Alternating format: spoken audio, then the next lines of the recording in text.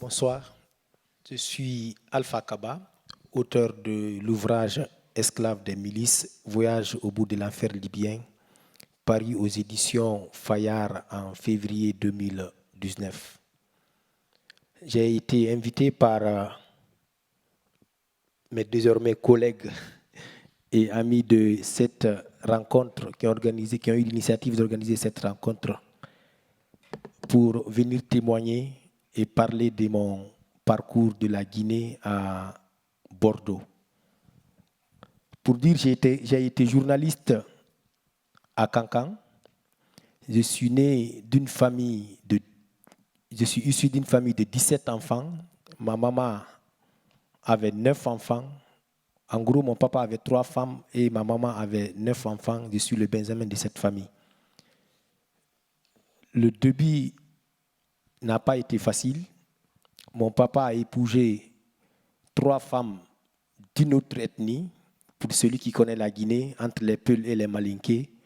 Donc moi, je suis fruit de cette rencontre. Mon papa est Malinké et ma maman est Peul du Fouta.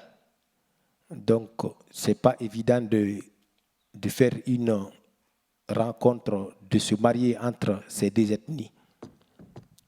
Et du coup, je suis né à Boké en 1988, 23 mars 1988, et je suis grandi dans une famille de commerçants. Mon papa était un commerçant, ma maman était une commerçante, mais à la fois, elle s'occupait de nous à la maison. C'est de là-bas que je suis né et j'ai étudié dans des conditions vraiment agréables. J'étais bien accompagné par mes parents. Parmi tous les enfants de mon papa, je suis le seul à partir étudier jusqu'à l'université à Boké, au nord-ouest de Conakry, à 300 km de Conakry. Je suis le seul à étudier jusqu'à l'université. J'ai été accompagné. Ma maman tenait coûte que coûte à ce que j'étudie, parce que mes grands frères ont été tous des chauffeurs de camions. Donc, elle voulait coûte que coûte qu'au minimum qu'il y ait un intellectuel parmi ses 9 enfants. Donc, pas forcément un intellectuel, mais celui qui est parti jusqu'à l'université. Donc, elle m'a accompagné, elle me suivait. Mon grand frère Abdoulaye, qui me prenait soin de moi, qui est décédé, j'ai parlé de lui dans le livre, qui prenait soin de moi quand ma maman n'était pas là. De Boké, je suis parti étudier à Kamsar, Conakry. Donc, comme pour dire que j'ai connu pas mal de rencontres. Je parle Soussou, je parle Malinké et je parle Peul. Je pense que ce n'est pas fait pour tout Guinéen, pour celui qui connaît bien la Guinée.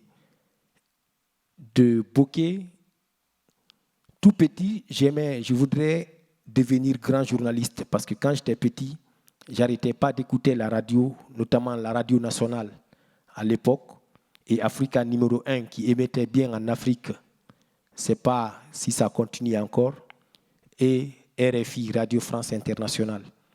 J'écoutais ces grands journalistes qui parfois donnaient des bonnes phrases à la radio, et je voulais en quelque sorte devenir comme eux.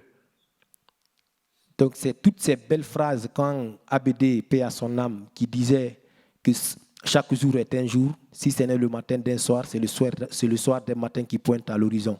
Donc j'aimais trop ces manières de faire de ces journalistes. Je me dis, mon rêve c'est de devenir journaliste, commentateur. Donc quand mes amis sont au football, ils jouent. Moi je viens avec les canettes de boisson. Juste après le match, je pose des questions. Ça a été comment le match? Comment tu te sens? Tu te sens bien? Et quelles sont tes intentions? Qu'est-ce que tu veux devenir? Je pose des questions un peu bêtes, mais j'imitais les grands journalistes que je voyais à la télé, j'écoutais à la radio. Donc tout est parti comme ça.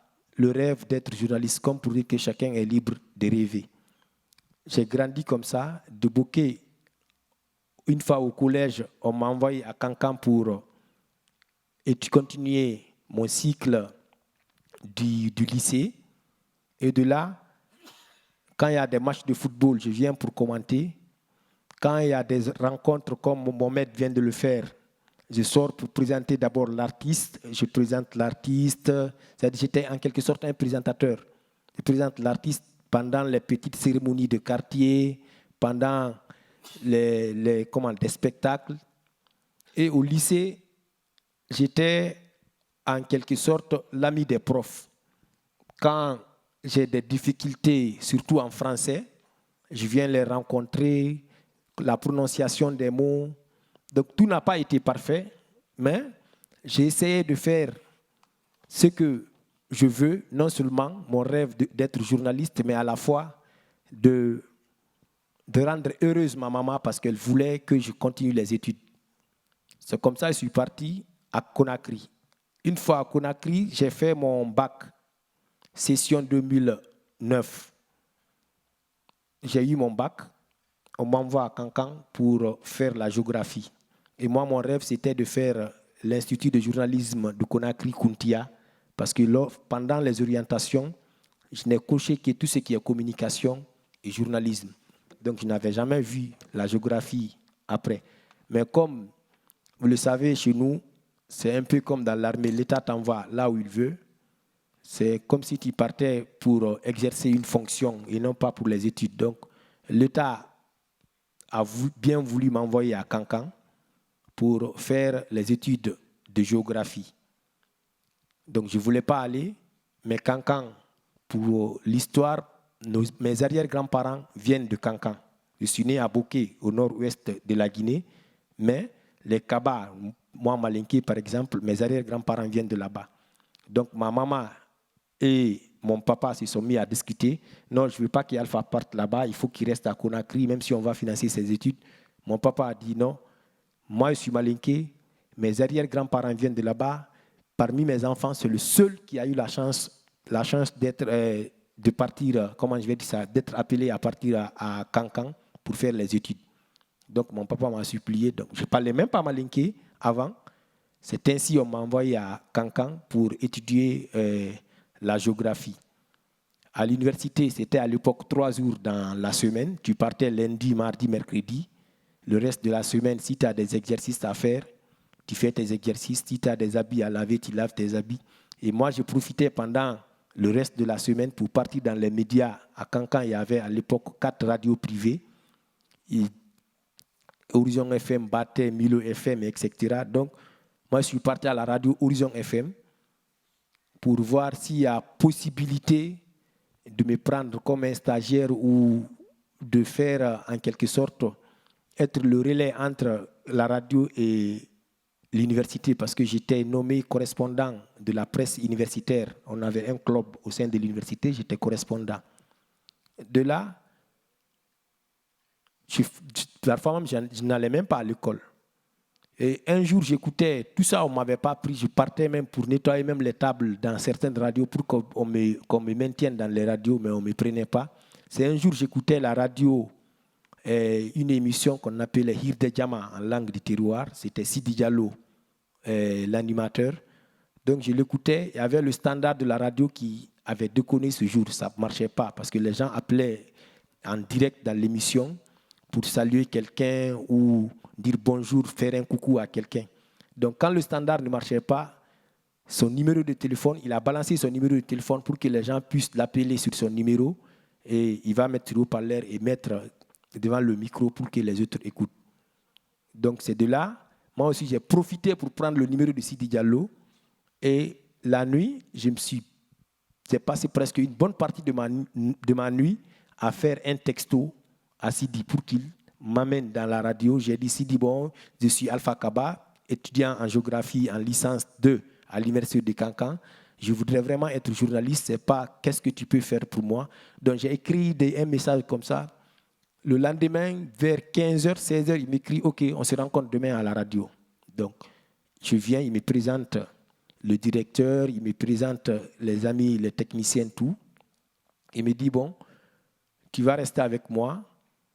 on va commencer petit à petit à faire le papier, à faire des reportages. C'est comme ça que j'ai grandi avec Sidi Diallo. Donc, en fait, je n'avais aucune notion du journalisme, sinon que des petits commentaires dans la rue. Il m'envoie avec lui, il m'envoie parfois avec lui pour faire, comment je vais dire ça, des conférences. Au retour, il me dit, va, tu fais ton papier, tu viens, moi aussi je fais mon papier, après on compare. Donc, mais moi, je voulais plutôt être journaliste sportif. Donc, il m'a mis avec Mohamed Nagnouma. On présentait de temps en temps Horizon Sport. Et de temps en temps, il m'envoyait faire des émissions, comment je vais dire ça, des émissions basées sur la réalité socio-économique de la ville de Kankan, mais cette fois-ci en langue du terroir, parce que la population est illettrée à 70% en Guinée. C'est comme ça, quand eux ils font l'émission en malinké et en français, moi à mon tour, je reprends l'émission, mais en langue du terroir pour que la population soit majoritairement informée par rapport à la situation ou à l'actualité du jour. C'est ainsi que j'ai rencontré Moussa Tatakourou Diawara, le directeur de la radio Baté FM, parce que moi j'étais au départ à la radio Horizon FM. Il est venu, il m'a dit, bon, moi je suis le président il était président des étudiants, moi j'étais le correspondant de la presse universitaire, il avait une année d'avance sur moi à l'université, et dès qu'il a fini, il a été promu comme directeur d'une radio locale qui venait de naître, une radio Baté FM, c'était une radio médicale, mais lui il voulait introduire certaines émissions comme l'émission que moi je faisais à la radio Horizon FM. Il m'a dit, bon Alpha, vu que toi tu parles malinké, tu parles Soussou, tu parles Peul, je voudrais bien que tu viennes avec moi. On va essayer de faire une émission qu'on appelle Baté en question. Baté en question, c'est une émission qui raconte, qu'est-ce que je vais dire, une émission qui raconte la réalité sociale et économique de la ville de Kankan, notamment les détournements. C'était en quelque sorte les grandes gueules de la ville de Kankan. Donc, il prenait 1 heure, lui et son équipe, ils faisaient l'émission en français. Le soir, moi, je viens, je fais mon émission, je trouve un sujet, je fais mon émission en langue malinké. J'ai un invité malinké ou j'ai un invité Soussou pour venir. Ensemble, on fait un débat. Donc, c'est ainsi, un jour, le président devrait venir à Kankan pour le premier grand meeting qu'il allait organiser à l'intérieur du pays, juste après son élection en 2010, parce on dit que c'est le premier président civil. Après Ahmed Sékou Touré, c'était Alpha Condé. Donc, on s'est dit, bon, c'est une occasion, parce que Kankan est à 660 km de Conakry.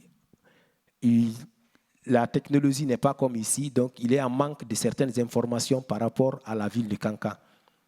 Il y avait des engrais qui ont été détournés par le préfet et le maire, parce qu'il avait organisé une campagne agricole et il avait envoyé des engrais à distribuer gratuitement à la population paysanne. Donc, le préfet et le maire détournent une partie. Il n'y avait pas également de l'électricité, alors qu'il y avait tous les moyens qui étaient là. Comme ça, nous, on a enquêté, comme le rôle de tout journaliste, on a enquêté, on a trouvé réellement que c'est vrai que l'engrais a été détourné. On a profité pendant nos émissions, parce que le président devrait venir demain. On a profité, on a fait une émission aujourd'hui. Et le lendemain, quand le président devait tenir son meeting à la maison des jeunes de Kankan, on nous a envoyé comme envoyés spéciaux, comme ils le font avec BFM ou France 24, pour narrer en direct les événements qui se déroulent à l'instant T, mais cette fois-ci avec le téléphone. Donc c'est ainsi que les jeunes sont sortis avec les pancartes, à bas le préfet, à bas le maire, préfet zéro, président zéro. Donc il y a eu, comment je vais dire ça, un camp qui a contre-attaqué les autres, c'est-à-dire la mouvance présidentielle, les militants de la mouvance présidentielle, ils ont contre-attaqué les autres, il y a eu jet de pierres, il y a eu pas mal de comment je vais dire ça, de pagaille après. Le président n'avait même pas pu tenir son meeting. Et plus tard dans la soirée, on nous appelle. Bon, vous avez été instigateur de ces événements qui se sont passés tantôt dans la journée, parce que suite aux émissions que vous tenez dans la ville de Cancan. C'est ce qui donne le courage à certaines personnes d'attaquer le pouvoir en place. Donc, ils ont envoyé des militaires. Moussa m'a demandé, et moi, et mon équipe, de quitter la radio parce que moi, j'aimais beaucoup. De temps en temps, je faisais le journal en langue malinké, pas en français, mais en malinké, parce que c'était mon rôle, quoi. Et les autres faisaient le journal en langue, comment je vais dire ça, en langue française. Ils sont venus, ils ont saccagé la radio, ils sont partis avec les ordinateurs, les militaires, plus les militants, parce que Cancan, c'est le fief du chef de l'État.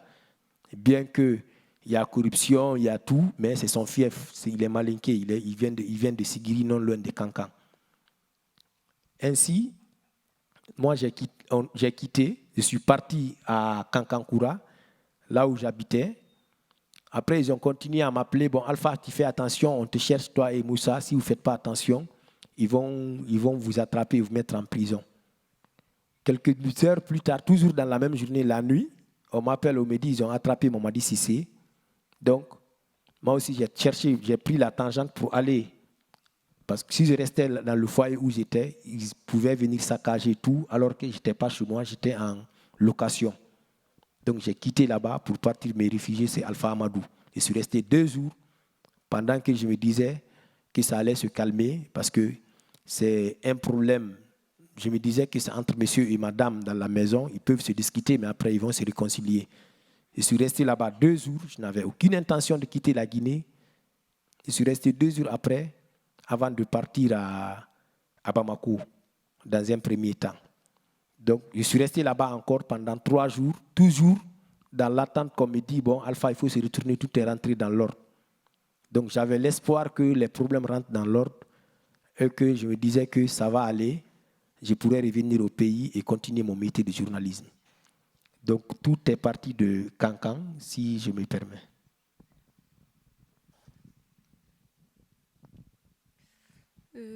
Ça va aller, c'est exactement aussi ce que je pensais avant de partir en Libye et sur le Méditerranée comme humanitaire. J'ai travaillé comme humanitaire dans plusieurs pays, en Palestine, au Kenya, au Congo, à l'Ougande, au Sud-Soudan. Et les dernières 3 années chez MSF, Médecins sans frontières. Et à 2017, ils m'ont proposé de faire un projet sur l'Aquarius, sur le Méditerranée et en Libye. J'ai passé 8 mois travailler dans ce projet, quelques mois sur le bateau et quelques mois en Libye. Et je pensais que ça va aller parce que j'ai fait plusieurs projets et bien sûr, ce sont des contextes difficiles. MSF n'est pas là pour rien, mais sont aussi toujours des projets assez positifs, quoi. Vous faites quelque chose du bon. Et donc, je pensais que ça va aller. On va faire de bonnes choses là-bas. Il y a beaucoup de gens qui ont besoin d'aide, des soins. Mais après, le premier jour en Libye, j'ai réalisé que ça ne va pas aller là-bas. C'est quelque chose de différent.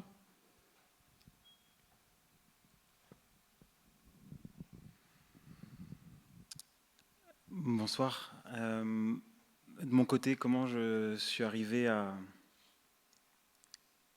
croiser la route d'Alpha ici ce soir et des dizaines de milliers de personnes qui ont des histoires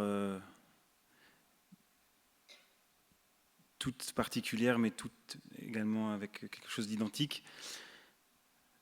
Moi, j'ai su tout de suite que ça irait pas. Quand j'ai entendu parler de ces naufrages de masse pour la première fois, j'étais en mer à bord de l'Abeille Flandre, qui est un remorqueur de sauvetage en haute mer, et on a reçu un Mayday disant 150 hommes, femmes et enfants en train de couler, porter assistance immédiate. On était beaucoup trop loin, on ne pouvait pas y aller. Et c'est un parcours de vie où, monsieur Lacadet, de vous voir là, c'est particulier parce que j'étais un de vos étudiants. J'étais étudiant infirmier à la 2001 à Villeneuve-d'Ornon en 2005. Voilà, donc c'est étrange de se retrouver là, de voir toutes ces routes qui se croisent. J'étais infirmier donc avant d'être marin et en rentrant, je me suis documenté, j'ai lu, j'ai regardé toutes ces images, tous ces sons, tous ces regards, En tant qu'humain, c'est absolument insoutenable. En tant que marin, de savoir que des gens se noient. Et ils se noient sans savoir qu'ils vont se noyer. Ou ils se noient en préférant mourir là que de mourir en Libye. Et c'est ce qu'Alpha va décrire par son vécu et ce que Nour a elle a vu de ce côté humanitaire. Donc moi, en allant là-bas, je savais directement que ça n'irait pas.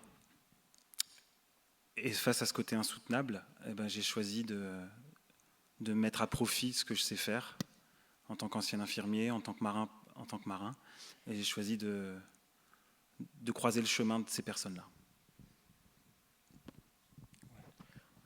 Ok. À partir du Mali, pour en quelque sorte continuer ma traversée, j'ai traversé le Mali, le Burkina Faso, le Niger, l'Algérie, ensuite la Libye. Mais au départ, je n'avais aucune intention de venir jusqu'en Algérie même. Parce que notre objectif était, si je ne pouvais pas rentrer au pays, c'était de partir en Guinée-Bissau.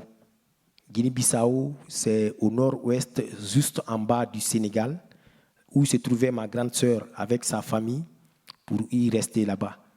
Mais c'est mon ancien directeur de la radio Horizon FM qui est jusqu'à présent le correspondant de la radio nationale, qui a pas mal d'expérience en métier de journalisme, qui a un carnet bien riche, qui m'a demandé: Alpha, ce que tu vas faire, va en Algérie, j'ai un ami, Asmi, il va te recevoir, tu vas rester là-bas, chez lui, en attendant que les choses rentrent en ordre. Ça, c'était en 2013. Donc, à l'époque, même s'il y avait des migrants qui traversaient pour venir en Italie, ils étaient peu en ce moment. J'ai dit: doyen, moi je voudrais partir en Guinée-Bissau, là-bas il y a ma grande sœur. Il m'a dit pour partir en Guinée-Bissau, et puis c'est un pays limitrophe de la Guinée. Et Mali, c'est à 300 km de Sigiri. Sigiri, c'est près de Cancan, c'est le même peuple, c'est le Malinké et le Mandé. Donc c'est le même peuple qui fait des va-et-vient entre la frontière pour faire du commerce. Il dit: tu restes à Bamako, quelqu'un va te déclarer un jour. Soit tu pars là où je te dis de partir, mais pour aller en Guinée-Bissau, il faut que tu retraces encore le pays, ou partir au Sénégal et rentrer vers la Gambie. Tout ça, c'était long. Il m'a dit: bon, va en Algérie, Asmi, il va te recevoir. Il m'a envoyé le numéro du monsieur, j'ai parlé avec lui tranquillement. Il m'a dit: ok, il m'a vraiment réconforté. Il m'a dit: viens, tu vas rester chez moi et éventuellement, on va voir ce qu'on peut faire si tu vas continuer à faire le métier de journalisme. Je suis parti de Bamako, le Burkina Faso, le Burkina, je suis parti au Niger. Je ne savais pas que pour aller en Algérie, il faut un titre de séjour même pour traverser la frontière algérienne. Donc c'était c'était un autre problème. C'est là-bas où tout a commencé pour moi. Je rencontre un passeur qui devrait m'envoyer sur Arlit, ensuite Ingizam, la première ville algérienne côté Niger. Le passeur, il prend mon argent, il me laisse à la gare routière d'Agadez. Je suis resté là-bas une nuit. À un moment, je voulais me retourner, même jusqu'à Bamako, et continuer là où je voulais partir. Mais j'appelle mon ami Ndour, il me dit: non, comme le doyen t'a dit de partir, il faut que tu continues. Lui, il m'a envoyé de l'argent par Western Union parce que je n'avais plus d'argent. Il m'a envoyé l'argent par Western Union. Ce que j'ai récupéré à Agadez, là-bas, sous un soleil vraiment, sous un soleil que je vais dire très chaud, à 40 degrés, 42 degrés à l'ombre parfois. Donc je suis resté là.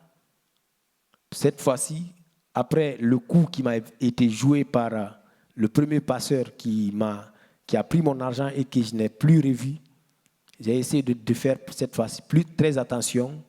J'ai rencontré un autre passeur qui m'a dit: bon, moi je peux t'envoyer en Algérie, mais il faut que tu me payes. Je crois à l'époque c'était 45 000 francs CFA. Ça n'atteint même pas les 100 €. Je lui ai remis l'argent. Il m'a envoyé clandestinement jusqu'à Arlit, mais de Arlit jusqu'à Ingizam, il fallait traverser une bonne partie sur le désert, quoi. C'est là-bas d'ailleurs j'ai su que le désert tue plus que le VIH-Sida ou plus que même la mer Méditerranée, le désert tue plus que tout. C'est là-bas où même en traversant le désert, il nous envoie jusqu'à 10 kilomètres de l'autre frontière, de la frontière algérienne. Il nous abandonne, il dit maintenant, vous marchez à pied, vous voyez la lumière devant vous. On dit oui, c'était en pleine nuit, il y avait une petite lumière, mais quand tu vois la lumière, tu vas dire que c'est proche de toi, alors qu'au fur et à mesure que tu marches, tu sens que c'est loin. Donc, en marchant, même l'eau qu'on avait avec nous, l'eau était tellement chaude, on ne pouvait plus boire parce que pour nous, quand on avait de l'eau, c'était pour se réhydrater. Donc, à chaque fois, on prenait une gorgée. À un moment donné, l'eau là est devenue un poids pour nous. On jette de l'eau, le petit sac qu'on avait sur nous, on réduit en tout cas le maximum du poids pour qu'on puisse atteindre la frontière algérienne. Et ça aussi, c'est en jouant au jeu du chat et aux souris, c'est-à-dire la police est de l'autre côté, vous êtes sur ce côté. Si ils sont de ce côté, vous faites attention pour ne pas qu'ils vous prennent. Donc on a essayé de jouer à ce jeu jusqu'à ce qu'on a trompé la vigilance de la police de la frontière. On est arrivé à Ingizam. De Ingizam, je suis parti en Alger. Et le coup dur, c'est quand je monte dans le bus pour aller en Algérie, on me dit que Moudir le noir, vous, c'est derrière. Donc, devant, ce n'est pas réservé pour nous. Je monte dans le bus pour aller à Alger, capitale. On me dit c'est derrière. Le chauffeur me dit c'est derrière. Moi aussi, je pars tranquillement. Ou d'ailleurs, je trouve d'autres migrants assis, d'autres noirs assis. Je reste avec eux jusqu'à Alger. Donc, au fur et à mesure que j'avançais, je n'arrêtais pas d'appeler le monsieur au téléphone. Jusqu'à ce qu'il arrête de prendre mon téléphone. Il m'a mis hors de la zone de couverture. Même si je l'appelle, ça ne passe pas. Il a bloqué mon numéro. Je continue. Je ne pouvais plus reculer parce que j'ai traversé le désert. Il fallait continuer. J'ai continué jusqu'à Alger. À la gare, j'appelle le monsieur, il ne prend pas. J'ai passé la nuit à la gare d'Alger Centre. Je suis resté là-bas pendant 1 nuit, 2 nuits. Je continue à appeler, ça ne passait pas. Quand je prends le téléphone d'une autre personne, quand j'appelle, je dis « Bonjour, c'est Alpha ». Il me raccroche. Donc, je n'ai pas compris pourquoi ce changement brusque de son côté. Mais je n'arrêtais pas d'appeler à chaque fois jusqu'à ce que ses frères sénégalais sont venus me trouver à la gare à la gare d'Alger. Je suis parti vers eux pour leur demander parce que j'ai vu que c'était des Noirs. Tous les autres, je parlais le français, ils me répondaient toujours en arabe. Mais quand je suis parti vers le monsieur, il m'a dit, moi, je suis sénégalais, je suis ouvrier, je dors dans un squat. Un squat, c'est une maison en chantier. Il dormait là-bas. Il m'a dit, si tu veux, pour la nuit d'aujourd'hui, tu peux venir avec moi, tu restes avec nous ici. J'ai dit, OK. J'ai pris mon petit sac, je suis venu avec le monsieur. Dans le squat, il m'a montré une partie là où dormir. J'ai dit, là, moi, je suis en train de chercher un journaliste. Quand je le trouve, moi, je vais vous laisser, je vais partir avec lui. Donc, lui, le matin, il part au travail, pendant que moi, je ne connaissais pas trop la ville, mais je partais dans les petits quartiers. Quand je vois une boutique, je rentre dedans, je parle le français, certains me répondent en arabe, certains même me prenaient même le nœud comme ça, histoire de dire que peut-être que je sentais mauvais, ou peut-être qu'à cause de ma couleur, mais c'est sûrement à cause de ma couleur. Après, j'ai compris que c'était à cause de ma couleur. Quand je viens rencontrer certaines femmes algériennes, elles se prenaient le nœud comme ça. Donc, finalement, je n'avais plus eu le courage de continuer à faire ce que je voudrais faire. Donc, retourner en Guinée et retraverser le désert jusqu'à Cancan, où je ne sais pas ce qui m'attend. Un jour, mon ami m'a proposé de partir avec eux et ils ont préféré partir en Libye. J'ai dit quoi faire? Il dit, l'argent, le dinar libyen est plus fort que le dinar algérien. Donc ici, on ne nous paye pas cher. Donc moi, je préfère partir avec les Abdoulaye, avec ses collègues. Il me dit, bon, si tu veux venir avec nous, tu viens. Il dit, j'ai dit, je ne sais pas maintenant quoi faire. Mais dans la panique, parce que quand il me laissait dans le squat, moi, je ne connais personne, c'est lui qui me nourrissait de temps en temps. Quand ils reviennent du travail, ils envoient du couscous, ils nous nourrissaient de temps en temps. Après, je suis parti avec lui. On est monté dans le bus, il m'a payé le billet, tout. Je suis parti avec lui. En Libye, une fois à la frontière algério-libyenne, on a rencontré un passeur qui devrait nous envoyer à Tripoli. On négocie tout. Il nous monte dans un pick-up. Avant de monter dans cette pick-up, il nous envoie comment je vais dire ça, à faire le même jeu pour retraverser une partie du désert et aller dans la première ville de la Libye, je crois, c'est Gadamez, à Gadamez. De Gadamez, il y avait un monsieur qui nous attendait de l'autre côté dans une pick-up, qui devrait nous mettre dans cette pick-up et nous envoyer en Tripoli. Mais le marché, on ne savait pas qu'on a été revendu depuis le départ. On était des personnes revendues, on partait de notre plein gré, mais sans le savoir. Arrivé sur le monsieur, il nous met dans la pick-up, il nous envoie à on a fait quelque sorte de 20 minutes de marche, il nous envoie sur un grand terrain vide où il y avait pas mal de pick-up encore, des jeunes noirs africains venus tous de l'Afrique de l'Ouest. Ils nous font descendre, ils nous disent, bon, débarrassez-vous de tout ce que vous avez. Si vous avez un gros pantalon, vous enlevez le pantalon. Si vous avez des chaussures, vous jetez les chaussures. Si vous avez un sac, ils nous ont montré là où mettre tout ça. Donc, on ne comprenait pas. Il y a certains qui obtempéraient, il y a certains qui n'obtempéraient pas. Ceux qui n'obtempéraient pas, on les frappait. Des fois même, ils tiraient l'arme comme ça au ciel. Ils tirent histoire de nous faire peur. Donc, on a obtempéré, on a mis tout. Ils ont mis de l'essence sur toutes nos affaires. Ils ont brûlé. Donc là-bas, je commençais un peu à m'inquiéter par rapport à ce qui m'attendait devant. Après, ils nous mettent dans la pick-up. On ouvre nos jambes, c'est-à-dire bien serrées comme des boîtes de sardines. On est dit que nous allons à Tripoli. Mais en vrai, ce n'était pas ça. Mais au départ, ce n'était pas facile de comprendre parce que nous, le passeur, le contrat qu'il nous lit, c'était de Deb jusqu'à Tripoli. Donc de là, il nous envoie jusqu'à Beni Walid. Mais très serré, ils mettaient même des trucs sur nous, comment je vais dire ça, des pailles, histoire qu'on ressemble à des bêtes ou un transport de bêtes ou des trucs. Ils mettent des pailles sur nous, des feuilles, ils coupent, ils mettent sur nous pour ne pas que les gars, la police ou les autres personnes qui sont en train de chercher, comment je vais dire ça, les Noirs, nous reconnaissent. Nous partions comme ça, environ 300-400 km, superposés les uns sur les autres. D'autres perdaient conscience, on perdait conscience même, et qu'on nous envoie comme ça jusqu'aux environs de Beni Walid.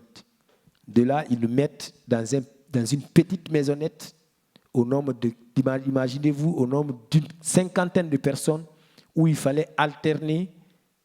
Tu te lèves, ton ami s'assoit 30 minutes ou 15 minutes, lui aussi il se lève, tu t'assois. Il n'y avait pas d'espace dans cette maisonnette. Ils nous ont mis dedans, ils ont allumé leur voiture, ils ont fermé, ils sont partis. Il n'y avait pas de l'eau à boire, rien. C'est comme ça que j'ai pris connaissance avec Bilo dans cette petite maisonnette. J'ai pris connaissance avec pas mal de personnes, des Guinéens, des Sénégalais, des Ivoiriens. On a essayé d'harmoniser, c'est-à-dire de mettre de côté nos frontières, mais d'être des frères à partir de là, parce qu'on ne savait pas ce qui allait venir devant. Après, on est resté là-bas pendant 2 nuits. Ils nous ont envoyé des biscuits et 2 bidons d'eau qu'une seule fois. Ils nous ont jetés. Il y avait des femmes également parmi nous. On a essayé de partager, de couper les biscuits. Tu prends le biscuit, tu prends une gorgée d'eau. Comme ça, on a fait, histoire de garder notre âme dans le corps et de rester encore en vie. On est resté comme ça jusqu'à ce qu'une nuit, ils viennent nous chercher, ils viennent nous rechercher, mais cette fois-ci, ce n'est pas ceux-là qui nous ont envoyés, c'est un autre groupe de chauffeurs et un autre groupe de moudirs qui viennent nous chercher pour nous envoyer, on ne sait maintenant où. Ils nous superposent encore comme 3 pick-up, ils nous superposent, ils nous envoient jusqu'à... Non, on change de truc, comment je vais dire, on change de maison, on nous envoie où ils organisent un marché pour revendre les migrants. Ils nous font sortir. Nous, ils nous ont mis dans là où les bœufs mangent, dans un hameau ou dans un troupeau. Ils nous mettent là en attendant que les boss viennent pour payer les migrants et les envoyer dans leurs chantiers respectifs. On est resté là. Au fur et à mesure, la nuit tombait. Des belles voitures venaient avec leurs lumières, nous entourer et ils nous font sortir un à un pour nous envoyer au milieu de ces lumières pour nous revendre. Donc il y a eu, c'est là-bas où il y a eu, je me suis séparé avec mes amis de l'Algérie et moi j'ai été revendu, pour dire vrai, j'ai été revendu à 300 dinars. Je crois que c'est 220, 230 euros. Plus tu es fort, plus tu es robuste, on te revend plus fort. Et on te revend plus cher. Plus tu es petit, on te revend moins et moins cher. Donc, moi, j'ai été parmi ceux qui ont été certainement n'ont pas trop de force. J'ai été revendu à 300 dinars libyens. C'est comme ça, ils nous envoient dans un campo pour travailler. Nous travaillons, c'est-à-dire avant d'arriver d'abord au campo, on m'envoie d'abord travailler pour faire le manœuvrage, pour construire une maison. Mon travail, c'était quoi? C'est de transporter l'eau et le sable, faire monter ça au 3e, voire au 4e étage, mais dans des seaux qu'on prenait, on grimpait les escaliers pour aller. Quand tu verses le sable, on te frappe. C'est-à-dire, tout ce que tu faisais de bien, c'était synonyme de frappe. Il n'y avait pas le choix entre la mauvaise chose et la bonne chose. Tout était vraiment puni, quoi. Et ce monsieur nous a utilisé à la fin du travail, parce que ce n'était pas un contrat. À la fin de son travail, il nous a revendu à une autre personne qui m'a envoyé cette fois-ci au campo. Au campo, c'est comment je vais dire ça? C'est un lieu où il venait louer la personne. C'est comme si c'était des marchandises ou des voitures qu'on venait louer. On te loue, tu vas, tu travailles, mais on te loue dans les mains de ton patron. Ils ont une quérite, là où négocier tous les prix. On te loue, tu vas, tu travailles. Le soir, on te ramène dans la voiture.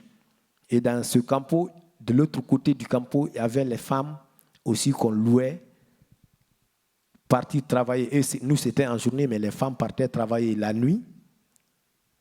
Et on les ramène à l'aube, ou des fois même la même nuit, on les ramène. Quand je dis travailler, c'était des femmes esclaves sexuelles. Donc, on ne savait pas du tout de tout ce qu'ils négociaient. On est resté là, je suis resté dans ce campo pendant une bonne partie de ma traversée en Libye. Je pense qu'avant de continuer,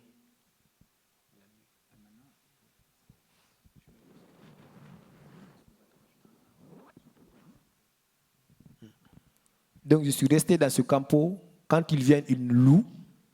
On m'envoie, je travaille. Le soir, on me ramène. On pouvait rester 2, 3, 4. D'ailleurs, même depuis que je suis rentré en Libye, j'avais faim. J'ai eu faim durant toutes mes 2 ans et demi que j'ai passé en Libye. On mettait de l'eau dans ces petits bidons comme ça. On regarde autour de nous s'il y a un arbre quelconque. On coupe les feuilles, on met dedans, on jette le petit spa dans le feu. C'est là que j'ai compris que même si tu jettes de l'eau, même si tu mets ce spa-là dans le feu, il ne va pas se brûler, mais il va réchauffer l'eau. Comme ça, on réchauffait l'eau. Après, on met le sel, ou si entre nous, parmi les amis, ceux qui sont revenus avec du sucre, quand ils sont partis travailler chez leur patron, on met le sucre dedans, pour que ça change juste de couleur, quoi. Ça ressemble au quinqueliban ou au thé. C'est ce qu'on prenait toutes les 15 minutes ou toutes les 30 minutes. Et quand tu as faim seulement, tu ouvres le bidon, tu prends une gorgée, tu refermes, tu restes comme ça encore. Des fois, quand on revient, nous ramenons des fois, quand on tombe sur des patrons, des bons patrons, ils nous remettaient du couscous. Quand on vient, on met ça dans dans un grand bol. On essaye de mettre de l'eau, on met au soleil pour que ça se gonfle. Donc, juste se tromper, tromper le ventre, quoi. C'est qu'on prenait, on se partageait entre nous. Il y avait cette solidarité entre nous. Mais ce qui m'a beaucoup intrigué, c'était, j'arrêtais pas de regarder, mais comment je vais dire ça? Quand je dis mes patrons, c'est pour que vous compreniez, mais honnêtement, ce sont des personnes qui n'ont pas de cœur, quoi. J'arrêtais pas de les fixer dans les yeux pour vraiment savoir pourquoi est-ce qu'ils sont en train de faire ça à leurs semblables. Donc je me suis dit que peut-être que quand je sortirai ici, je vais témoigner, ou quand je sortirai ici, je vais en tout cas faire quelque chose pour mes frères et sœurs qui continuent encore à souffrir de l'esclavage, pas moderne, mais de l'esclavage actuel, parce que l'esclavage, quand tu dis moderne, l'esclavage reste l'esclavage actuel en Libye. Donc, les femmes, certains accouchaient là-bas, certains mouraient parce que il y avait pas, les conditions sanitaires n'étaient pas les conditions sanitaires n'étaient pas adéquates. Certains mouraient.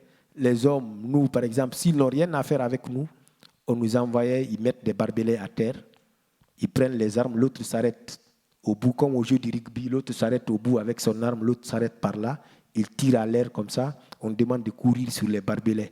Tu cours, tu te piques les pieds, on revient, on mettait des pierres sur le feu, on essayait de se brûler dans les pieds pour que, comment je vais dire ça, le mal se diminue, quoi. C'est comme ça que je suis resté dans ces circonstances pendant 2 ans et demi, avant que je ne sois revendu par le campo à un autre maître qui est venu nous chercher et nous envoyer à Zabrata. Mais j'ai fait toutes sortes de travail, de travail. Vider les caniveaux, creuser même des tombes, parce qu'il y a certains amis parmi nous qui mouraient de maladies dans le campo. Au minimum, on était 80 personnes dans ce campo. On dormait à terre. Donc certains mouraient, on partait, on creusait, on les enterrait. Ceux-là qui ont la chance, on creusait, on les enterrait. Ceux qui n'ont pas la chance, et eux-mêmes, ils les envoyaient jusqu'au désert, ils jettent le corps et reviennent. Donc, avant que je ne parte à Zabrata, où j'ai rencontré le maître qu'on a appelé tous avec mes collègues, les Bilo, les Ibrahim et les Moussa, on l'a surnommé Mohamed Zabrata, qui nous envoie à Zabrata. Mais la traversée n'a pas été facile parce qu'on a surnommé, tellement qu'ils sont méchants, on a eu tous les surnoms qu'on a donnés, on les a surnommés John Rambo, Colonel McCoy, parce qu'on ne connaissait pas leurs noms. Tellement qu'ils sont méchants, on n'a pas eu de quoi faire. On m'envoie à Zabrata. Cette fois-ci, c'est encore moins dur que là où j'étais au campo. Parce qu'au campo, tu passais toute la journée au soleil. Lever du soleil jusqu'au coucher du soleil, tu es assis. S'il y a un patron qui vient te payer, s'il y a un patron qui vient négocier le prix avec les responsables du campo, il négocie, après il vient, il trie parmi vous, on t'envoie, tu travailles le soir. Mais à Zabrata, c'était différent. On avait un petit squat où on pouvait mettre des feuilles à terre, où tu pouvais te faire en tout cas ton lit pour travailler dans une plantation de dattes avec Mohamed Zabrata. On a travaillé là-bas pendant 9 mois, mais la première rencontre qu'il nous a dit, il nous a dit que quand vous travaillez bien, je vais vous envoyer en Italie. Moi, je suis un passeur. Donc, on a travaillé pendant 9 mois. On coupait des dates, on défrichait, on faisait tout jusqu'à ce qu'un soir, il vienne nous dire, bon, Moudir, Haya, venez, je vous envoie en Italie. C'est là-bas, il nous met dans un coffre pour nous envoyer.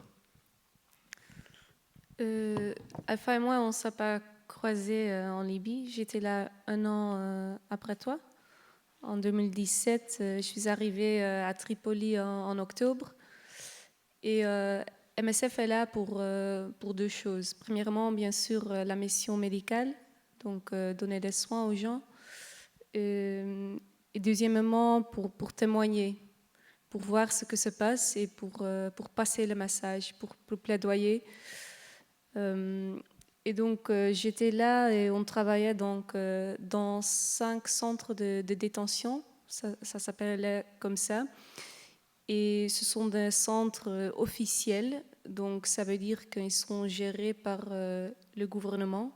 Il y a plusieurs gouvernements en Libye, et donc c'était pas vraiment officiel ou vraiment clair. Chaque fois qu'on était dans un centre, il y avait un autre groupe qui était en contrôle, qui gère le centre.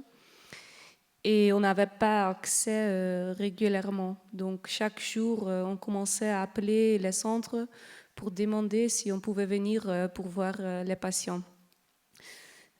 Parfois, ils disaient oui, parfois non. Et tu sais jamais pourquoi, ce que se passe et ce que se passe quand ils disent non.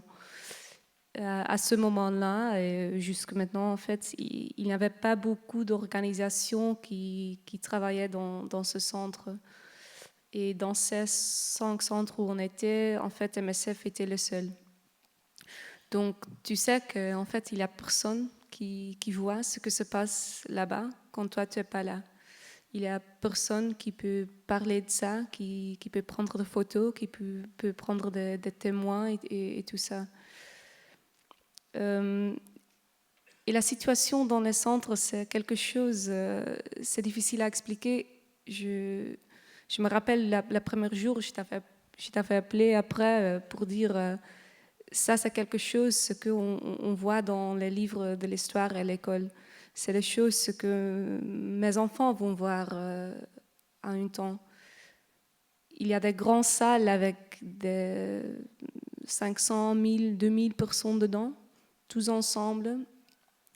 Ils n'ont presque pas des habits.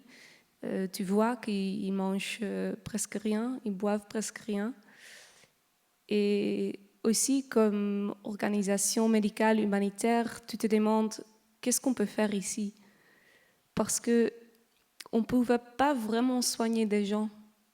On commençait à traiter la malnutrition, mais après un temps, on a réalisé qu'on ne pouvait pas, parce que quand on donnait de nourriture aux gens, les gens se battent et se blessent, et on traite les blessés que c'est à cause de nous.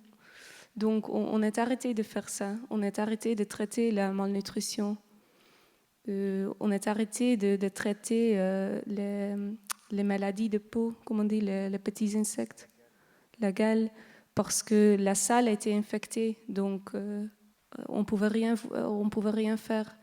Et donc, petit à petit, on a réalisé qu'on ne pouvait pas traiter les maladies. Et aussi, psychologiquement, tu parles avec quelqu'un, mais tu ne sais pas si tu peux revenir le jour après, la semaine après. Et il y avait plusieurs fois quand on avait des patients, et la semaine après, tu reviens, ils ne sont pas là. Et tu demandes, ils sont où? Ils ont besoin de leurs médicaments, ils ont besoin d'un follow-up. Et les milices, les gens qui gèrent le centre, peuvent rien dire. Il n'y a pas un système de registration dans ce centre, donc il n'y a personne qui sait qui est là, combien de gens, d'où, quel nom, personne. Et comme organisation MSF, on n'avait pas le droit d'écrire des choses. Donc on était là, on soignait si on pouvait, et on parlait avec des gens. Et après, dans la voiture, on écrit toutes les histoires pour ne pas oublier, pour les publier, pour les donner aux ambassades à Tripoli, à l'Union européenne.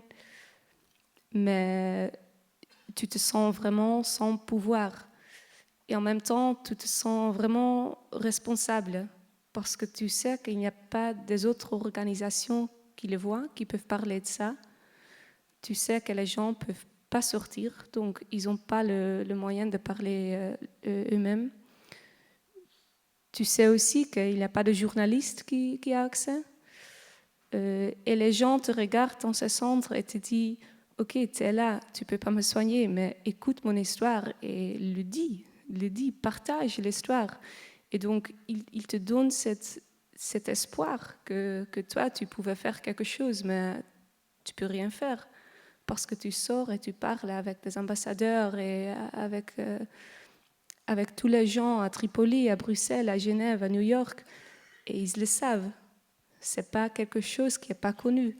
On sait ce que se passe en Libye. Ce n'est pas la question, c'est juste qu'on choisit de rien faire. Et en plus, on choisit de le financer, parce que c'est aussi financé par l'Union européenne. Et donc, comme humanitaire, c'est très difficile de travailler dans ce contexte. Et cette image que vous voyez ici, c'est quelque chose, ce qu'on a créé avec MSF. Et ça montre, tu peux probablement pas bien lire, mais ça montre la cercle, comment on dit, la cercle de violence. Et donc, les gens qui sont dans ce centre de détention, il n'y a que 6 moyens de partager. Soit tu es mort, tu es vendu, non, il y a d'autres options. Et il y a plusieurs options qui après, te mènent encore dans ce même cercle. Donc on voit beaucoup de gens qui sont vendus 3 fois et rentrent encore dans un centre. Et la seule manière de partir de ce cercle, sauf le mort, c'est de payer pour aller en Europe. Et c'est fait par Skype. Les gens appellent leur famille, ils sont forcés pour appeler leur famille. Et les gens envoient d'argent et ils partent en Italie. Et c'est important de réaliser qu'il y a beaucoup de migrants en Libye qui ne voulaient pas partir en Europe. C'est pas que tout le monde est là et le grand rêve est d'aller en Europe. Il y a beaucoup de gens qui sont là pour travailler. C'est une économie, avant, Libye était une économie très importante en Afrique où il y avait beaucoup de migrants. Mais à cause de ce système de passeurs, de vendeurs, ils sont forcés d'aller en Europe. Et donc, l'Union européenne, en fait, par financer ce système, contribuer à ce système, en fait, augmente les gens d'aller en Europe. Et je m'arrête là.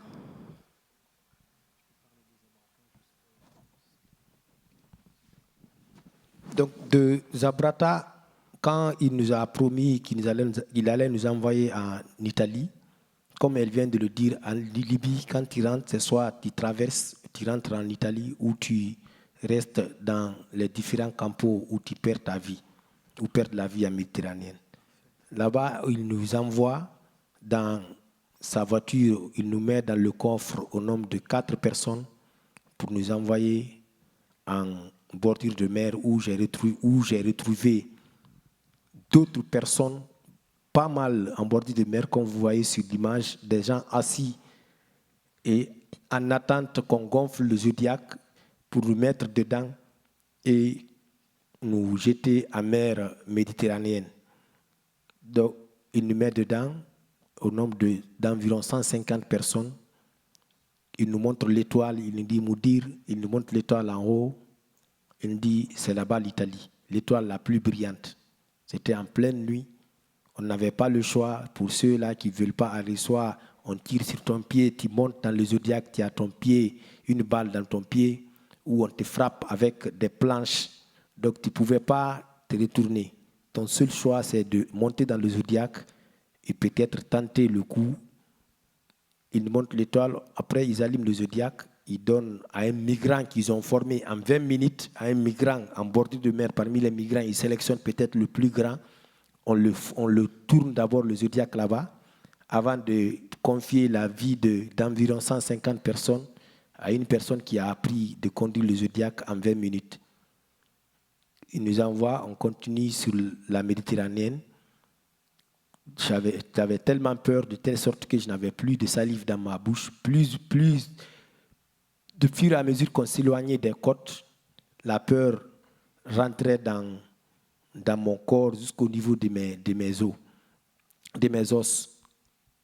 On part, on se perd même en Méditerranée, entre la Tunisie et la Libye, on tourne tout en cherchant l'étoile la plus brillante, jusqu'à ce que de loin, on apercevoit une petite lumière, mais de loin, au fur et à mesure qu'on s'approchait, la lumière s'agrandissait. On était entre entre les Asma Boys qui devraient peut-être les Asma Boys, c'est les gardes-côtes libyens qu'on appelle en Libye les Asma Boys, qui devraient nous repêcher et nous envoyer dans des camps, je vais dire ça, dans des soi-disant centres de rétention, ou l'Aquarius qui devrait nous sauver. Mais vu qu'on n'avait pas le choix, on a foncé direct vers la lumière. Au fur et à mesure qu'on s'approchait, le soleil se levait, la lumière s'agrandissait, et devant nous, c'était l'Aquarius, et il y avait un hélicoptère qui survolait notre Zodiac, qui avait pris de l'eau par derrière, et l'eau qui rentrait dans le Zodiac, plus les petits bidons d'essence qui étaient dedans, qui brûlaient les gens plus que de l'acide. Donc il y a eu panique dans le Zodiac. Chacun voulait monter vers le nœud, c'est-à-dire vers l'autre côté du Zodiac qui n'est pas percé, et les gens se frappaient entre eux, parce que on ne se frappait pas parce qu'on voulait, mais on se frappait parce que chacun voulait survivre à la sortie de la circonstance, quoi. Donc c'est dans ces bousculades qu'il y a eu 7 morts, dont une femme enceinte et 6 jeunes qui sont décédés avant que l'Aquarius ne vienne nous sauver, nous remettre les gilets de sauvetage, tout, et nous transporter un à un vers le grand bateau dans leur petit Zodiac au nombre de 10. Donc c'est ainsi que je me suis retrouvé dans le grand bateau de l'Aquarius qui m'a envoyé sur les côtes italiennes. Là, je vais vous parler un petit peu plus précisément du sauvetage, de ce que décrit Alpha. Déjà, l'organisation des sauvetages. SOS Méditerranée, comment cette association est arrivée? Le sauvetage en mer, ça dépend de l'ONU. Vous avez l'ONU, vous avez ensuite l'Organisation maritime internationale et des conventions qui rendent pour chaque marin au monde l'assistance à toute vie humaine obligatoire et gratuite. Ce n'est pas une question, c'est même pas légal, c'est moral. Tout marin se doit de se détourner pour porter assistance à une vie humaine en péril à la mer. Les premiers naufrages de cette vague migratoire ayant fui la Libye, c'est 95, avec 300 personnes d'origine indienne qui meurent à Portopalo, dans l'ouest de la Sicile. À partir de 2000, et ça a été tenu sous silence, c'est le moment où l'Italie veut rentrer dans l'espace Schengen, sous cette formation européenne post-Maastricht, etc. À partir de 2000, il y a une organisation qui se met en place. On a eu le Mare Nostrum, qui est fait parce que c'était de plus en plus fréquent avec ces naufrages. Les navires marchands qui sont détournés, qui sont déroutés pour porter assistance, les gardes-côtes italiens qui sont complètement débordés. Donc là, des marines de chaque pays européen, des bâtiments, que ce soit des forces ou navales ou aériennes, sont sur zone. En 2015, arrêt de Mare Nostrum. Les flux, avec tout ce qui nous est décrit par Alpha, par Nour, de ce qui se passe en Libye, le flux de personnes qui fuient augmente. Donc là, SOS Méditerranée est créé au printemps 2015 avec levée de fonds, l'Aquarius, première mission février 2016. Jusqu'au 6 octobre 2018 où ça s'est arrêté et où là maintenant l'Ocean Viking est reparti. Donc voilà, ça c'est l'organisation. Donc l'Aquarius est arrivé simplement, et d'autres ONG, en renfort. Parce que des gens, des milliers, des dizaines de milliers, des centaines de milliers de personnes sont morts noyés sans que personne ne le sache. Entre 2008 et 2014, on estime à 60 000 personnes mortes noyées. Nous, quand on arrive, ce que dit Alpha, bon bref, je vais revenir après. Bref, on travaille uniquement en coordination avec le Centre de coordination de sauvetage et de secours de Rome, qui coordonne sans zone. Le monde maritime est découpé en zones de sauvetage, et là c'est Rome qui coordonne, puisque depuis la guerre en Libye, l'État libyen n'est plus en mesure d'assurer ça. On patrouille, on partait de Catane tout le temps, on patrouille en permanence dans les zones, en restant dans les eaux internationales qui sont à 12 000, mais pour des raisons de sécurité pour nous, parce que par rapport aux milices, le but des milices, c'est-à-dire qu'il y a des milices qui vont envoyer les personnes en mer, on les a payées très cher, mais après ils vont essayer de les rechercher, c'est ce que tu disais. Et là c'est rebelote, c'est dans des centres revendus et compagnie. Donc nous, pour des problèmes de sûreté, on était à 24 000, donc 48 km des côtes. Et ce qu'il y a aussi, là où les gens sont complètement floués, c'est que vous avez beaucoup de plateformes pétrolières au large de la Libye, on leur dit regarde, c'est là l'Italie. Vous avez 150 personnes sur les bateaux, sur les rubberboats. Comme on peut le voir. T'as la télécommande, s'il te plaît ? Voilà. 150 personnes. Quand on arrive, ça c'est quand ça se passe pas bien. Ce qu'a vécu Alpha, c'est ça. Des femmes, des enfants qui sont tenus à bout de bras. Après, vous avez des bateaux en bois. Ah, pardon, j'ai dû appuyer sur le mauvais. Ça va pas au bout. Bon, bref, on avait d'autres photos. Non, ça marche pas, je suis désolé. Des bateaux en bois, vous pouvez avoir jusqu'à 800 personnes.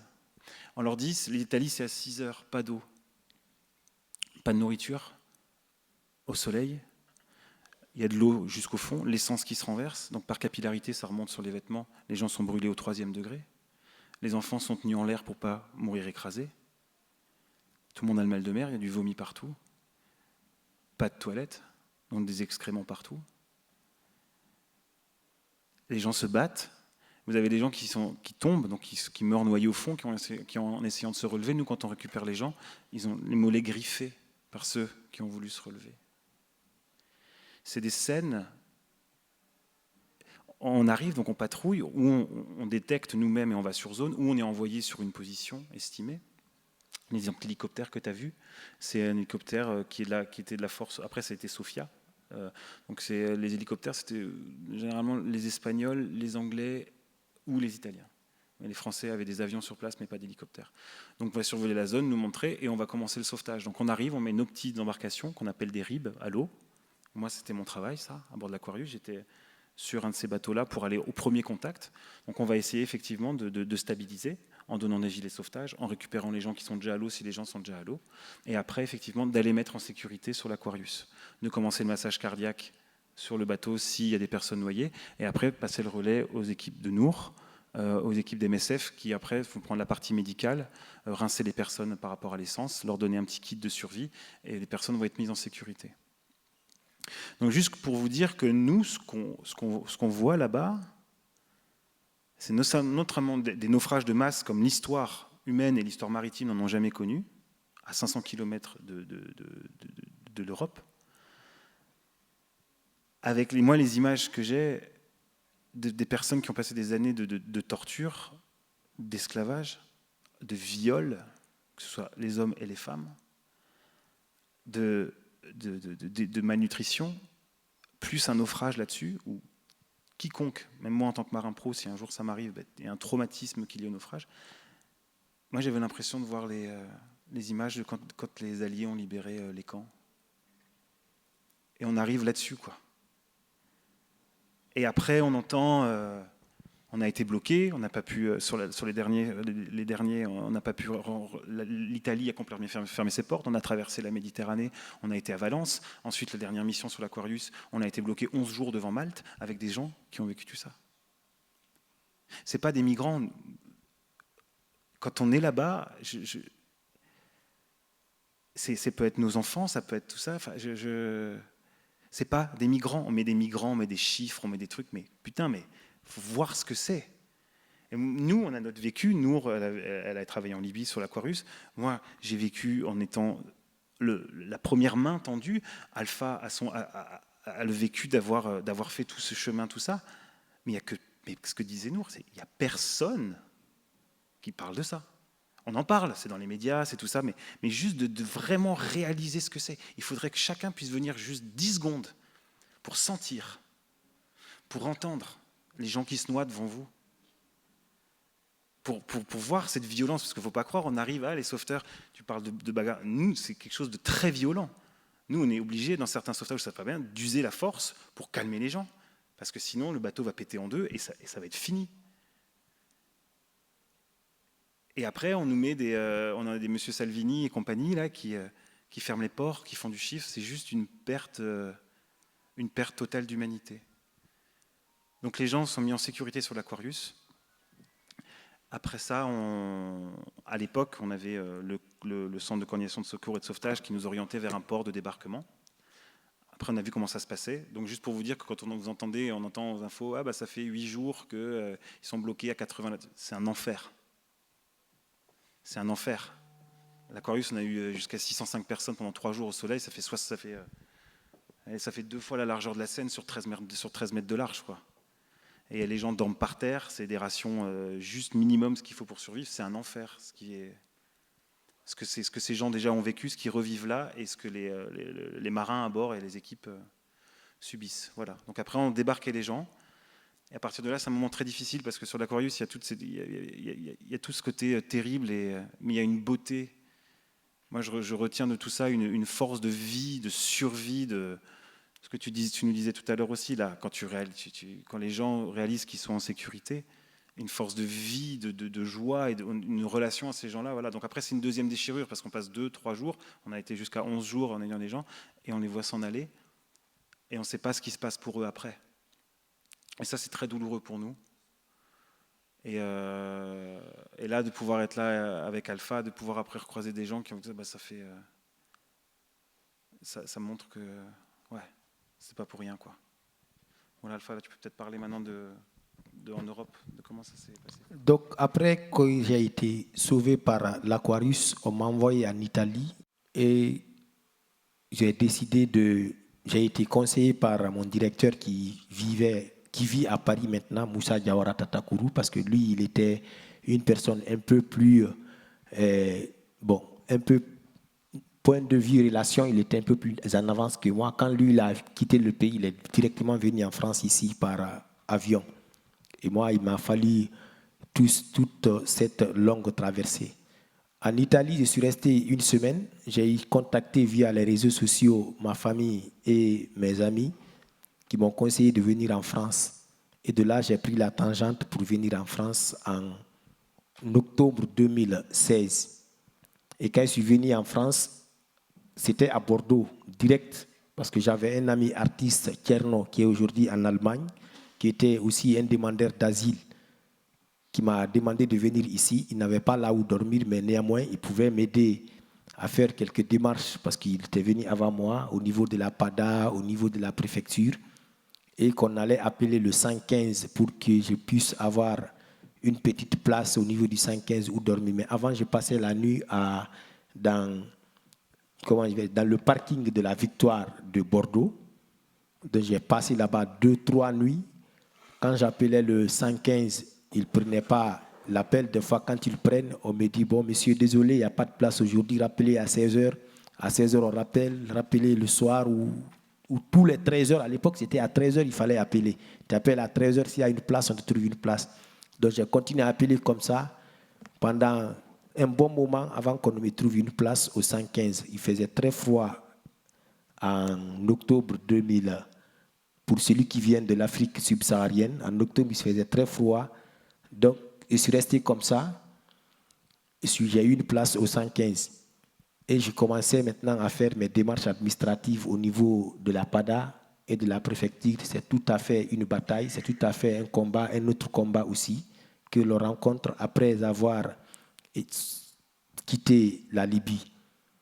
De là, je continue mes démarches, mais en même temps, je voulais me stabiliser et trouver, comme je le faisais à Cancan, trouver une petite radio ou venir faire une petite émission musicale, une petite émission culturelle mais africaine, jusqu'à ce qu'un jour j'étais arrêté devant l'Institut de journalisme Bordeaux-Aquitaine à Sainte-Croix là-bas. Il y avait un monsieur Paquito. Les gens étaient en train de parler du Mali, de la politique malienne. Moi, ça ne m'intéressait pas. J'ai dit, Paquito, tu ne connais pas une radio privée qui a besoin d'un stagiaire ou d'un bénévole pour venir travailler dans la radio, pour faire de la musique? Il m'a dit, ah tiens, ici c'est une école de journalisme. Tu viens. Il y avait les Elliot et Clément, mon co-auteur avec qui j'ai écrit le livre, qui était devant l'école de journalisme. Il m'a dit, bon, lui-même il ne connaissait pas les personnes, il m'envoie vers eux. Lui, c'est votre collègue journaliste, il vient de la Guinée. J'ai essayé de raconter en quelques mots ma traversée. Ils ont pris mon numéro. 3 jours après, ils m'ont rappelé pour prendre un café, un thé avec eux à la Victoire. Après, ils m'ont envoyé à l'école de journalisme. Ils m'ont présenté le directeur, notamment Brigitte Bess, qui a vraiment pris soin de moi pendant tout ce temps. Pendant ce temps, ma demande d'asile était en cours.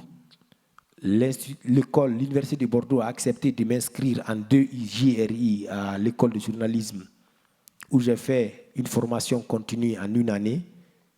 Et au mois de juin 2017, 2018 parce que j'étais en procédure de Dublin. Il m'a fallu passer 9 mois dans cette procédure avant que la France n'accepte d'examiner mon dossier ici.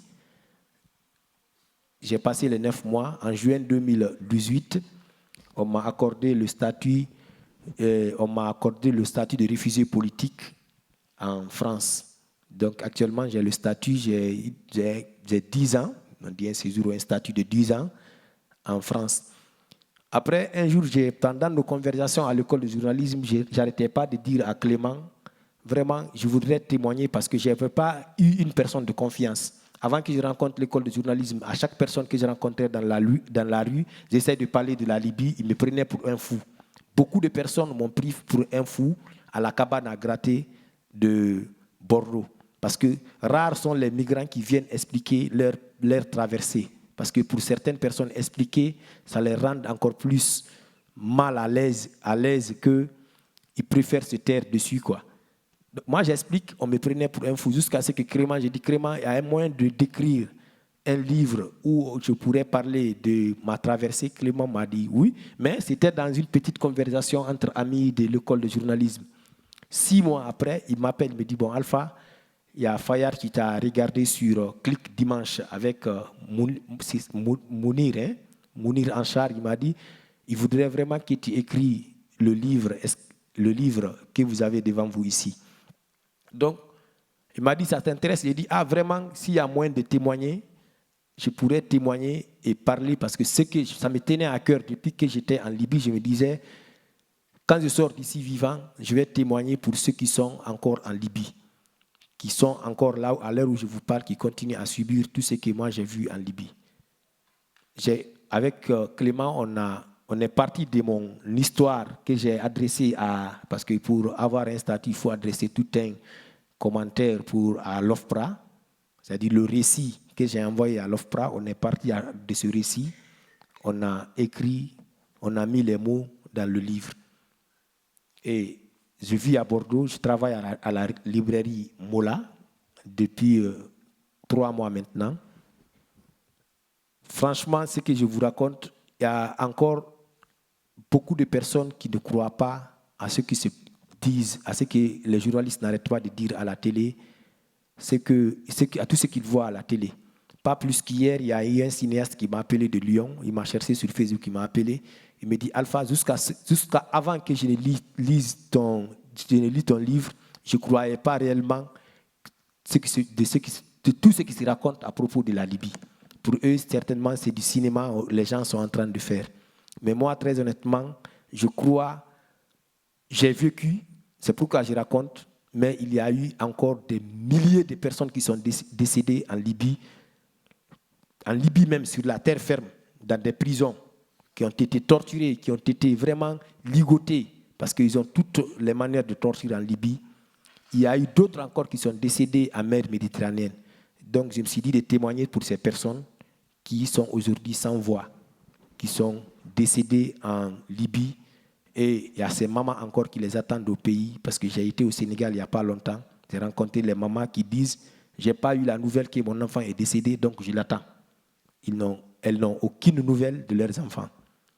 Donc pour moi, il est important, ça me fait mal au cœur quand même de témoigner, ça me fait mal à chaque fois de revenir sur tout ce passé, mais je me dis que je pourrais être le porte-parole de toutes ces personnes qui sont décédées, de tous ces migrants qui sont sur Bordeaux, un peu partout en Europe, qui, malgré eux, ne peuvent pas témoigner parce qu'ils ne parlent pas français sûrement. Ils sont un peu, quand ils parlent, ils se retrouvent encore en Libye, donc je me dis de témoigner pour ces personnes. Donc il y a moyen de faire quelque chose pour aider les gens en Libye que de faire des discours ou que de politiser la situation des migrants en Europe. Bien que l'environnement, moi je suis géographe de formation, je connais ce que c'est que l'environnement. Il n'y a pas longtemps, ils ont donné, je ne sais pas si c'est 20 milliards d'euros, si c'est 20 milliards ou 20 milliards d'euros pour sauver l'Amazonie. Je crois que c'est bien de sauver l'Amazonie, mais c'est bien aussi de sauver les hommes qui sont en train de mourir en Libye. Parce que ces deux vont de pair. Sans les êtres humains, l'environnement ne sert à rien. Sans l'environnement, les êtres humains ne servent à rien. Qu'on arrête de politiser les choses, qu'on essaie de sauver les migrants en mer Méditerranéenne. C'est le plus important que de faire des discours et de politiser les choses pour avoir des voix un peu partout. Donc, quand j'ai fini d'écrire, parce que j'ai eu mon statut avant d'écrire le livre, pour certains vont penser que j'ai écrit le livre pour avoir un statut de réfugié politique. Moi, même demain, on me demande de rentrer en Guinée. Si Alpha Condé quitte le pouvoir, je vais rentrer parce que je me dis, il n'y a pas mieux là où vivre que ce choix.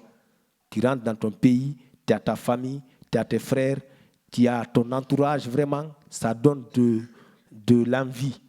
Ça te rend heureux, quoi. Donc, personne ne quitte chez lui. Tous les migrants qui sont ici aujourd'hui, ils n'ont pas quitté chez eux parce qu'ils veulent quitter, mais c'est parce que ça ne va pas dans leur pays. Il y a beaucoup de raisons qui les envoient à fuir. C'est pourquoi je suis en train de monter le projet de l'association Wontanara 33. Wontanara, ça veut dire on est ensemble. 33, c'est l'indicatif de la Gironde. Pour partir en Afrique, pas de conseiller, mais aider nos frères et sœurs qui vraiment sont en situation difficile et qui ont besoin de nous ici.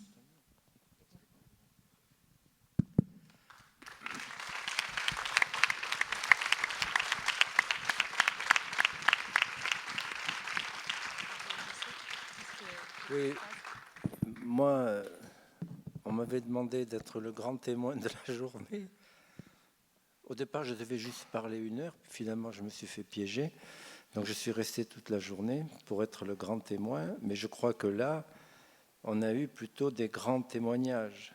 À la fois celui de Alpha, de Ludovic, dont j'apprends que je l'avais connu à l'hôpital de jour de la nuit lune, et aussi j'arrive pas à dire votre prénom. Nour. Bon, alors effectivement, normalement, ça serait pas à moi de conclure, ça devrait être à une sommité de festif, mais bon, je pense quand même que c'est très important ce qu'on a entendu, justement sous le titre Le parcours de vie, c'est ça, la journée. Et enfin, là, on assiste au fait que le monde a une certaine cruauté. Peut-être pas le monde, mais qu'en tout cas, dans le monde, il y a des gens qui incarnent cette face de l'autre méchant, de l'autre cruel, et qui n'hésitent pas à réduire l'être humain à des objets jetables. On est dans un monde de consommation, ce qui fait qu'au fond, très vite, les objets deviennent jetables. Mais là, on voit que c'est l'être humain lui-même qui, au nom soit de la politique, soit de certains discours, peut être réduit à être non seulement rien, mais en plus détruit, malmené. Et j'ai bien aimé, au fond, le voyage, c'est un voyage un peu particulier, que nous a fait Alpha, parce qu'au fond, il nous a fait voyager. On a connu beaucoup de pays. C'est une sorte vous êtes au fond une sorte d'agence de voyage. Mais quel voyage!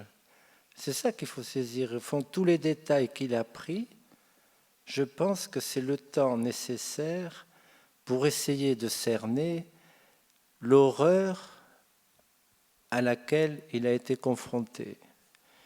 Et par moments, ça peut renvoyer à quelque chose qui... On est sans mots, quoi. Ça renvoie à quelque chose de l'ordre de l'indicible. Bon, pour nous, c'est facile parce qu'on est loin. Pour les 3 qui sont là, comme disait très bien Ludovic, ils ont été au plus près, directement. On voit bien, très bien aussi comment c'est... À ce moment-là, c'est le corps qui prend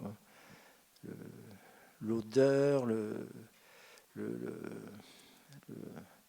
enfin, tout ce qui est quand même assez terrible, quoi, comme parcours de vie. Et pourtant, il y a quelque chose, et ça c'est une leçon, il y a quelque chose que même dans les cas les plus terribles, ben, l'être humain, et là on peut remercier Alpha, Ludovic et nous, de nous avoir au fond démontré que même dans ces instants-là, eh bien, la vie quelque part, va triompher. On se désespère sur le fait que la planète va disparaître. Ce n'est pas forcément la planète qui va disparaître. C'est que peut-être que certaines vies humaines vont disparaître parce qu'au fond, d'un certain côté, c'est vrai, le monde s'en fout. Et c'est pour ça que je trouvais très intéressant la façon, donc avec beaucoup d'humilité et de retenue, les deux qui étaient de l'autre côté, c'est-à-dire une sorte de destin croisé, ont témoigné de quelque chose qui fait que Alpha nous a démontré qu'au fond, il était plein de vie. Et qu'eux aussi sont pleins de vie, mais la vie, comme il disait très bien, au niveau de qu'elle doit être respectée, quoi, qu'elle doit être sans arrêt sauvée. C'était juste quelques mots, ça apporte rien du tout. Mais je trouvais ces témoignages. Il faudrait inventer ça, c'est-à-dire plutôt que témoignages, c'est des témoignages qui sont effectivement importants. Et vous avez raison, c'est important qu'on entende ça, justement pour vos frères ou vos sœurs qui sont toujours pris d'où l'intérêt d'écrire des livres et de témoigner. Merci.